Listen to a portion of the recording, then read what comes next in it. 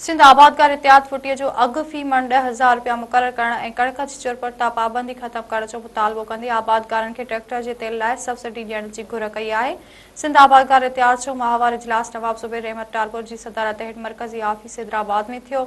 इजलास में अनाज में वञे सब्सिडी जे अघनि ते अफ़सोस जो इज़हार कंदे चयो वियो त हर शइ जो अघु वधियो आहे पर ज़रई शोबे खे मुकमल नज़रअंदाज कयो पियो वञे। अफ़गानिस्तान वारो बॉर्डर बंदि हुजण करे मुसलसल आबादगारनि खे नुक़सान थी रहियो आहे। इजलास में जलालपुर चौपारा केनाल जे तइमीर ते ॻणति जो इज़हार कंदे मुतालबो कयो वियो त वफ़ाक़ी हुकूमत फौरी तौर उन मंसूबे खे रोकराए। वफ़ाक़ी हुकूमत पंजाब हुकूमत जी धुर बणिजी वई आहे। सिंध जे आबादगारनि ट्रैक्टर जे तेल लाइ सब्सिडी ॾियण जो मुतालबो कंदे चयो त जेकॾहिं मोटरसाइकिल जे तेल ते सब्सिडी ॾेई सघिजे थी त ज़रई शोबे कहिड़ो ॾोह कयो आहे।